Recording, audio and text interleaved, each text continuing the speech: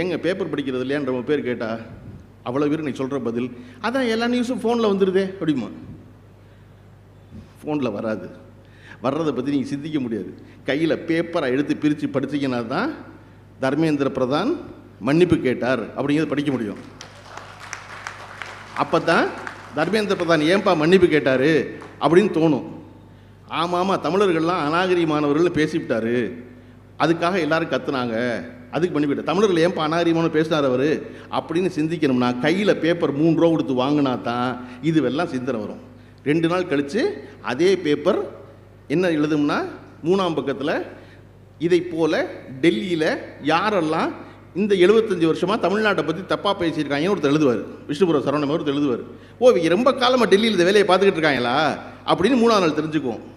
5ஆவது நாள் அன்றைக்கி நடுப்பக்கத்தில் கட்டுற வரும். எப்பொழுதுமே தென்னாட்டை வந்து வடநாட்டில் இருக்காளுக்கு பிடிக்காது அப்படின்னு கட்டுற வரும். இதெல்லாம் எதில் வரும்னா நீங்கள் கையில் பேப்பராக எடுத்து படித்தா தான் வரும். ஃபோனில் பார்த்தீங்கன்னா அது வராது.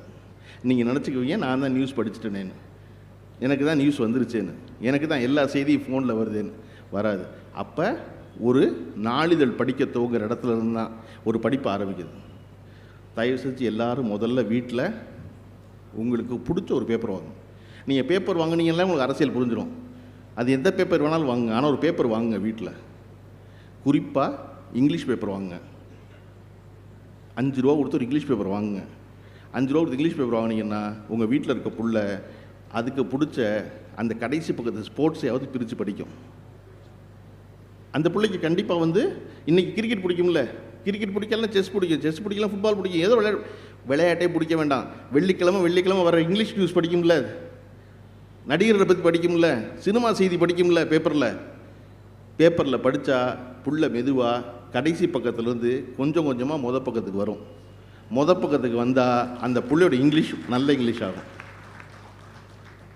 பிள்ளையை கொண்டு போய் பெரிய பிரமாதமாக நம்ம கான்வென்ட் ஸ்கூலில் சேர்க்கறதுனால நம்ம வீட்டு பிள்ளை இங்கிலீஷ் பேசவே பேசாது. ஏன்னா நம்ம வீட்டில் நம்ம இங்கிலீஷ் பேசுகிறது இல்லை, அதனால பிள்ளை இங்கிலீஷ் பேசாது. ஆனால் பிள்ளைக்கு ஒரு வொக்காபுலரி வளர்க்க முடியும், வார்த்தைகளோடு பழக்கத்தை ஏற்படுத்த முடியும்னா பேப்பர் கிடந்துச்சுன்னா குறைஞ்சபட்சம் தலைப்புச் செய்தி படித்தா அந்த பிள்ளைக்கு ஒரு வொக்காபுலரி வரும். வொக்காபுலரி வந்துச்சுன்னா என்னைக்கு பேச வேண்டிய அவசியம் ஏற்படுதோ அன்னைக்கு அந்த புள்ள வார்த்தையை தேடாது.